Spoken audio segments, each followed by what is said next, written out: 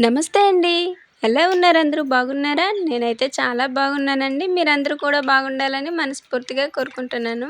ఈ వీడియో అయితే నేను శనివారం రోజైతే తీసిన వీడియో అండి. శనివారం రోజు ప్రతి ఒక్కరు కూడా ఇంట్లో పూజ చేసుకుంటారు కదండీ వెంకటేశ్వర స్వామికి. నేను కూడా అంతేనండి. అందుకోసమైతే ఆ రోజు పొద్దున్నే నిద్ర లేచి ఇంట్లో పనంతా కూడా చేసుకొని ఇల్లంతా కూడా శుభ్రం చేసుకున్నానండి.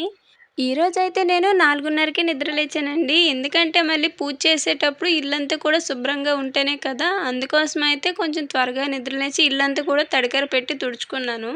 అలానే పాచికసమంతా కూడా ఊడ్చుకొని గిన్నెలన్నీ కూడా కడిగేసుకున్నానండి. కానీ బట్టలైతే నానబెట్టేసి వదిలేసాను. పిల్లలు స్కూల్‌కెళ్ళిపోయిన తర్వాత అప్పుడైతే చిన్నగా ఉతుక్కుందామని.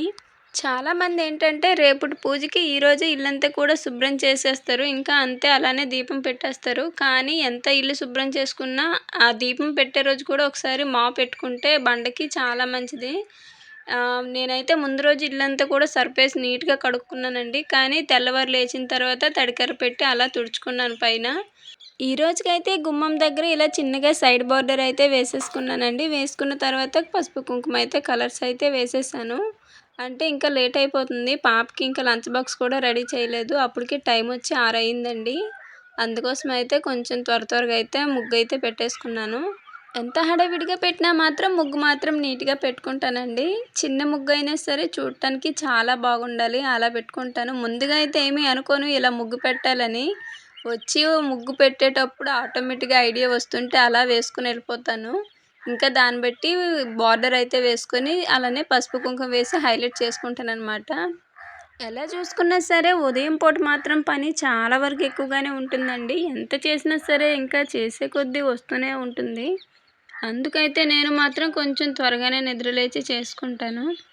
ఉదయం నిద్ర లేచిన తర్వాత ఎంత పనైతే చేస్తామో మళ్ళీ పిల్లలు స్కూల్‌కి వెళ్ళిన తర్వాత కూడా సేమ్ అయ్యే పనులు మళ్ళీ రిపీట్‌గా చేయాలి. నాకైతే మాత్రం ఇంట్లో పిల్లలు వెళ్ళిన తర్వాత ఇంకా ఎక్కువ పనుంటుందండి. మొత్తం కూడా మళ్ళీ ఇల్లంతా శుభ్రం చేసుకొని తుడుచుకోవాలి. ఎందుకంటే ఇంట్లో పిల్లలున్నంత సేపు ఎంత శుభ్రంగా చేసినా సరే గందరగోళంగానే ఉంటుంది. అందుకైతే నేను ఎక్కువగా పిల్లలు వెళ్ళిన తర్వాతనే మొత్తం కూడా సర్దుకొని తుడుచుకుంటాను. అయినా చిన్నపిల్లలు ఉండే ఇల్లు ఎంత శుభ్రం చేసినా అలానే ఉంటుందిలెండి. నాకైతే మాత్రం నాకు విసుగొచ్చేసిద్ది ఒక్కోసారి. మొత్తం కూడా నేను ఎంత నీట్‌గా చేస్తానో వచ్చి మొత్తం కూడా తొక్కి పడేస్తారు వీళ్ళైతే. అందుకని ఎక్కువగా వాళ్ళు స్కూల్‌కెళ్ళిన తర్వాతనే నేనైతే మొత్తం సర్దుకుంటాను. పెద్ద పాప స్కూల్‌కి వెళ్ళిపోయిన తర్వాత చిన్నదేమో తాతయ్య వాళ్ళ ఇంటికైతే వెళ్ళిపోతుంది. ఇంకా నేను పొలం మీద పనుంటే ఇంకా పొలానికైతే మేము వెళ్ళిపోతాము. మేము వెళ్ళిన కాసేపటికి పాప నిద్రపోయి లేచిన తర్వాత మా నాన్నమ్మ అయితే పాపను తీసుకొని అక్కడ చెట్ల కాడికైతే వస్తుందండి. ఇదనమాట. అది కాకుండా ఈరోజు శనివారం కదండీ! ప్రతి శనివారం అయితే దొండకాయలు కోస్తాము. ప్రతి శనివారము, మంగళవారము ఈ 2 రోజులైతే తప్పకుండా దొండకాయలైతే కోస్తామండి. ఆ రోజు ఎంత పనున్నా సరే త్వరగా ముగించుకొని కాయలు కోయడానికైతే వెళ్ళాలి. మా నాన్నమ్మ, తాతయ్య కూడా వస్తారులెండి. ఇంకా నేను, మా వారు నలుగురమైతే కోస్తాము. మామూలు సమయంలో మాత్రం పని తొందరగానే అయిపోతుందండి. కానీ పొలానికి వెళ్ళాలన్నప్పుడు మాత్రం ఎంత చేసినా సరే తెగదు. మా ఆయనేమో ఏమైనా కాయలు కోయడానికి ఆలస్యమైతే ఇవన్నీ ఎందుకు ఇప్పుడు పెట్టుకున్నావని తిడతారు. నాకేమో ఇల్లు గందరగోళంగా ఉంటే అస్సలు నచ్చదండి. ఎందుకంటే నాకు ఇప్పుడు కూడా ఇల్లు నీట్‌గా ఉండాలి. అలానే ఎప్పుడు కూడా ఇంటిని నీట్‌గా శుభ్రంగా ఉంచుకోవాలి. అలా అయితేనే నాకు కొంచెం ప్రశాంతంగా ఉంటుంది. ఇంట్లో ప్రశాంతంగా ఉంటేనే మన మనస్సు ప్రశాంతంగా ఉంటుంది. అలానే చేసే పనిలో కూడా శ్రద్ధ చూపగలం. కొన్ని అలవాట్లు మనల్ని చూసే మన పిల్లలు కూడా నేర్చుకుంటారండి. నేనైతే అమ్మమ్మ వాళ్ళ ఇంటి దగ్గర చదువుకునే రోజుల్లో అయితే అమ్మమ్మని చూసే నేర్చుకున్నానండి. అంటే దీపారాధన చేసే విధానం గానీ, ఇంటిని శుభ్రం చేసే విధానం కానీ ప్రతి ఒక్కటి కూడా మా అమ్మమ్మని చూసే అలవాటు చేసుకున్నాను. మన పిల్లలకి ఏ అలవాట్లైనా సరే ఇప్పటి నుంచే నేర్పించుకోవాలండి. లేదంటే రేపు మొక్కే వంగనిది మానై వంగున అంటారు కదా! చిన్నప్పుడే మనం చెప్పే మాట వినకపోతే పెద్దయ్యాక అస్సలు వినరు. అలా అని పిల్లల్ని ఎక్కువగా కొట్టినా సరే దెబ్బలకు అలవాటు పడిపోతారండి. అలా అస్సలు చేయకూడదు. కొడతామనే భయం పెట్టాలి కానీ కొట్టకూడదు. ప్రేమని చూపిస్తూనే మనం చెప్పే మాట వినేలా మనమే చేసుకోవాలండి. ఇంటి ముందయితే మొక్కలు వేద్దామని అయితే ఆలోచనలో ఉన్నానండి. ఎందుకంటే మొక్కలు తీసేసి చాలా రోజులవుతుంది కదా శుభ్రం చేసేసి. కాకపోతే ఎందుకంటే కొంచెం బాగా ఎండలైతే ఎక్కుతున్నాయి మాకు. దానివల్ల మొక్కలు వేస్తే బతుకుతాయో బతకవని కొంచెం డౌట్ మీద అయితే మొక్కలేం వేయట్లేదు. ఓపెన్‌గా అయితే ప్లేస్ అంతా కూడా వదిలేసాను. ఇంకా రీసెంట్‌గా అయితే కొత్త నేల తీసుకున్నాం కదండీ! దానికైతే వల అయితే తీసుకొచ్చారు మా వారు. ఇంక అక్కడే వదిలేసారు. తీసుకెళ్ళి కట్టారు. మిగిలిందైతే ఇక్కడ పెట్టి వదిలేశారు. దీన్నైతే ఒకరోజు ఎండబెట్టి మళ్ళీ దాన్ని ఒక గోతంలో వేసి ఇంట్లో పెట్టుకోవాలి. అక్కడ ఉన్నదంటే మళ్ళీ పాములు చేరుతాయి. కూరగాయల విత్తనాలు వేద్దామంటే ఇంటి దగ్గర వద్దనేసారు మా వారు. పొలంలో మాత్రం చాలా ప్లేస్ ఉంది, అక్కడ వేసుకో అంటేను రీసెంట్గా అయితే అక్కడ చిక్కుడు విత్తనాలు అలానే వంగ మొక్కలు అయితే నాటానండి. ఇంకా గోంగూర ఇవన్నీ కూడా ఉన్నాయి. అవి కూడా ఒక రోజు వెళ్ళి అయితే వేయాలి. కూరగాయల రేట్లు అస్సలు కొనలేకపోతున్నామండి. ఇదివరకు అయితే ఇంటి ముందే వేసుకునేదాన్ని, కానీ ఇప్పుడేమో మా వారు పొలంలో వేసేసుకో చాలా ప్లేస్ ఉందన్నారు. అందుకని ఇంటి దగ్గర అయితే వేయలేదు. ఏదైనా సరే కార్తీక మాసం వచ్చేలోపు కూరగాయలు విత్తనాలు వేసుకుని కూరగాయలు పండించుకుంటే చాలా మంచిదండి. ఎందుకంటే ఆ టైంలో కూరగాయలు చాలా రేటుగా ఉంటాయి, అస్సలు కొనలేము. అందుకనే నేనైతే ఇప్పుడు వేసామంటే కరెక్ట్గా మనకి 45 రోజులకైతే వస్తుంది. ముగ్గు పెట్టుకున్న తర్వాత దీపారాధన అయితే చేసేసుకున్నానండి. స్నానం చేసిన వెంటనే దేవుడి సామాన్లన్నీ కూడా శుభ్రం చేసి పెట్టుకున్నాను. ఇంకా ముగ్గు పెట్టడం అయిపోయినప్పటినే దేవునికి దీపారాధన అయితే చేసేసుకున్నాను. త్వరగా లేచాను కాబట్టి ఈరోజు త్వరగానే దీపారాధన అయితే చేసేసుకున్నానండి. లేదంటే పిల్లలు స్కూల్కి వెళ్ళిన తర్వాత చేసుకునేదాన్ని. పూజ అయిపోయినప్పటినే వంట పని అయితే స్టార్ట్ చేశానండి. గులాబీ పూలు అన్నీ కోసాను, ఒక పువ్వు అయితే వదిలేసాను. ఇంకోటేమో మొగ్గలా ఉంది, అది మా పాప స్కూల్కి వెళ్ళేటప్పుడు తనకి పెట్టడం కోసం డైలీ కూడా 1-2 గులాబీ పూలు అయితే తనకి పెడుతున్నాను. దీపారాధన ఉన్నప్పుడు మాత్రం ఒక పువ్వు అయినా తనకు వదిలేసి మిగతావన్నీ దేవునికి పెట్టేస్తానమాట. ఇంకా ఫస్ట్ అయితే బియ్యం కడిగేసి పెట్టేసిన తర్వాత కూరగాయలు అయితే కోసి వండుతానండి. ఈలోపు బియ్యం ఉడుకుతూ ఉంటుంది కదా, అలానే ఒకవైపు కూర కూడా తిరగమూత పెట్టేసుకోవచ్చు. లాస్ట్ వీడియోలో చూపించాను కదండి మా వారు కూరగాయలు మార్కెట్ నుంచి తీసుకురావడం, అవైతే ఇంకా ఇదే లాస్ట్ అనమాట. క్యాబేజీ ఒక్కటే మిగిలింది, ఇంకా అదైతే కోసేసి ఈరోజైతే ఫ్రై చేసేసాను. ఎందుకంటే కూరగాయలు కరెక్ట్గా వారానికి సరిపోయినట్టు అయితే తీసుకొస్తారు. అప్పుడప్పుడు చికెన్ కూడా తీసుకొస్తుంటాం కదండి, అలానే దొండకాయలు కూడా వండుతుంటాను మధ్య మధ్యలో. అందువలన అయితే కూరగాయలు వారానికి అయితే కరెక్ట్గా సరిపోయినట్టు అయితే వస్తాయి. ఇంకా ఈరోజు దొండకాయలు అయితే కోస్తాం కదండి, ఇంకా నెక్స్ట్ డే అయితే మార్కెట్కి తీసుకెళ్ళి మళ్ళీ అప్పుడైతే వారానికి సరిపోయినట్టు మళ్ళీ కూరగాయలు అయితే తీసుకొస్తారు. ఇంకా ఇలా అయితే వారం అంటే పద్దాకా బయటకు వెళ్ళి కొనుక్కోకుండా వారానికి ఒకసారి తీసుకొచ్చుకొని శుభ్రం చేసుకొని ఫ్రిడ్జ్లో పెట్టుకొని వాడుకుంటాను. నేను ఏ కూర వండినా సరే తాలింపులోనే పసుపు అయితే వేసేసుకుంటానండి. అలా వేసానంటే పచ్చివాసన రాదు, కూరకి బాగా పడుతుంది, టేస్ట్ కూడా చాలా బాగుంటుందండి. పసుపు వేసుకున్నాను కదండి, ఇంకా సాల్ట్ అయితే వేసేసుకొని మూత పెట్టేసి స్లిమ్లో అయితే పెట్టేసుకుంటాను. అలా మగ్గిపోతుంది. కూర అయిపోయి దించే 5 నిమిషాల ముందు అయితే కారం వేసుకుంటానండి. ఒకవైపు అయితే అన్నం ఉడుకుతుంది కదండి, ఇంకోవైపు అయితే కూర తిరగమూత పెట్టేస్తాను. ఈ రెండింటిని చూసుకుంటూ ఇంకోవైపు అయితే పిల్లల్ని అయితే రెడీ చేసుకుంటున్నానండి. ముందైతే పెద్ద పాపను అయితే రెడీ చేస్తాను, ఎందుకంటే చిన్న పాప ఇంటి దగ్గర ఉంటుంది కదా. పెద్ద పాపకి అయితే స్నానం అయితే చేసేసానండి, ఇంకా జడలు అయితే వేస్తున్నాను.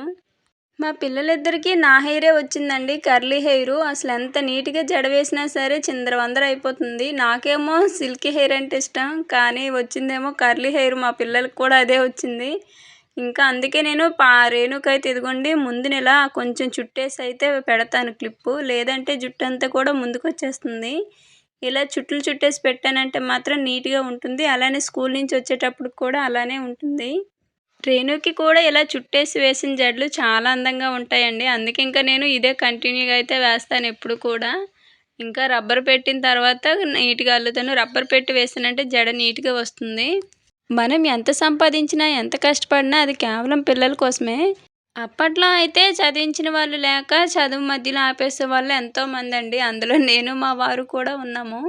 అందుకేనండి పిల్లలనైనా సరే మంచిగా చదివించాలని అయితే నిర్ణయించుకున్నాము. ఏదైనా సరే కష్టపడితేనే ప్రతిఫలాన్ని అయితే ఆశించాలండి, ముందుగానే ప్రతిఫలాన్ని ఆశించి కష్టపడకూడదు. నేనైతే ఇది గట్టిగా నమ్ముతాను. ఇంకా ఇంకొకటండి, దేవుడిని ఎప్పుడైనా సరే మనకి కష్టాలు ఇవ్వద్దు అని అడగకూడదు. ఎందుకంటే కష్టాలు లేని వాళ్ళు ఎవ్వరూ ఉండరు. కాకపోతే ఆ కష్టాలని ఎదుర్కొనే శక్తిని మాత్రమే ఇమ్మని అడగాలి. రేణుకి జడలు వేసిన తర్వాత అన్నం అయితే పెట్టేస్తానండి. అన్నం పెట్టిన తర్వాతనే రెడీ చేస్తాను. అలానే ఈ మధ్యలో నేనే అన్నం అయితే పెడుతున్నాను. అది వరకు వాళ్ళే తినేవారు కదా. వీళ్ళు తినడం వల్ల ఏంటంటే ఇల్లంతా కూడా గందరగోళం చేసేస్తాను. అది ఒక పని అయిపోతుంది నాకు శుభ్రం చేసుకోవడం. మళ్ళీ మాప్ పెట్టాలంటే చాలా కష్టం. అందుకే నేనే కొంచెం టైం తీసుకుని ఇద్దరికైతే అన్నం తినిపించేస్తాను. లాస్ట్ టైం వీడియోలో చేతి పని చేస్తూ పిల్లల స్కూల్ యూనిఫామ్ చూపించాను కదండి, అది ఇదేనండి. బాబుకైతే కుట్టాను. అలానే ఈ గ్యాప్లో అయితే ఇంకోటి కూడా కుట్టేశానండి. మా వారైతే 2.25కి తీసుకొచ్చారు ముక్క. నేనేమో దాన్ని 3 గౌన్‌లయితే కుడదామని అయితే 2 కుట్టేసాను. ఇంకొకటైతే క్లాత్ కట్ చేసి పెట్టాను కుడదామని. 5 సంవత్సరాల పిల్లలకి 80 పాయింట్ల ముక్క అయితే కరెక్ట్‌గా సరిపోతుందండి. మీటర్ కూడా అవసరం లేదు. నేను అలా చెప్పి మా వారిని పంపిస్తేనేమో మా వారేమో ముక్క ఎక్కువగా తీసుకొచ్చేసారు క్లాత్‌ని. ఇంకా దాన్నేమో నేను 3 గౌన్‌ల కింద అయితే కుట్టాను. అందుకేనండి ఎప్పుడు కూడా నేరుగా షాప్‌లోకెళ్ళి అస్సలు అడగకూడదు. ముందే టైలర్స్‌ని కనుక్కున్న తర్వాత వెళ్ళి క్లాత్ తీసుకుంటేనే మంచిది. ఇంకా ఇక్కడ నేనైతే పాపకి లంచ్ బాక్స్ అయితే పెడుతున్నానండి. పాపని రెడీ అయితే చేసేసాను. ఇంకా లంచ్ బాక్స్ ఒకటి పెడితే అయిపోయినట్టే. ముందుగానే వంట అయిపోయినప్పటినే అన్నము, కూర పాప వరకైతే పక్కన పెట్టి చల్లారబెట్టేస్తాను. రేణునైతే రెడీ చేసి ముందు పంపించేస్తానండి. ఆ తర్వాత నేను నిదానంగా బాక్స్ పెట్టుకొని అయితే తీసుకువెళ్తాను. అప్పటి వరకు అయితే తాతయ్య వాళ్ళ ఇంటి దగ్గర అయితే ఉంటుంది. అలానే ఇంట్లో అయితే ఆ రోజు స్నాక్స్ ఏమీ లేవు. ఇంకా డబ్బులైతే ఇచ్చి తనకు కావాల్సింది ఏమైనా ఉంటే కొనుక్కోమని చెప్పి ముందుగానైతే పంపించేశాను. కరెక్ట్‌గా పాపనైతే 8కి అయితే తాతయ్య వాళ్ళ ఇంటికి రెడీ చేసి పంపించేస్తాను. బస్సు ఒక్కోసారి త్వరగా వస్తుంది. ఒక్కోసారి లేట్ అయిపోతుంది. మేముండేది ఊరు చివరన కాబట్టి బస్సు వచ్చింది లేనిది అస్సలు తెలీదండి. 2 సార్లు హార్న్ అయితే వినిపిస్తుంది. వినిపించేసరికి నేనైతే ఇంకా బ్యాగును బాస్కెట్ పట్టుకొని అయితే బయలుదేరుతాను. పాప అయితే అక్కడే ఉండిద్ది కాబట్టి ఇంకా ఇవైతే ఇచ్చేసి వచ్చేస్తాను. మా తాతయ్య వాళ్ళు ఏమైనా బస్సు ఎక్కిస్తారు. ఒకవేళ బస్సు వచ్చే టైంకే నేను ఎళ్ళుంటే మాత్రం నేనే బస్సు ఎక్కించేసి వస్తాను. ఇంకా నేను వెళ్ళేసరికైతే బస్సొచ్చేసింది. వాళ్ళు తినేయి కూడా కొనుక్కొని బ్యాగ్‌లో అయితే పెట్టేసుకుంది. ఇంకా పాపని బస్సు ఎక్కించి వచ్చిన తర్వాత బట్టలైతే నానబెట్టానని చెప్పాను కదండీ! బట్టలైతే ఉతికేసుకున్నాను. అప్పటికి ఎండ చూడండి ఎట్టా ఉందో. నేను ఈ ఎండకి భయపడే సగం కొంచెం త్వరగా అయితే నిద్ర లేచి పని చేసుకుంటాను.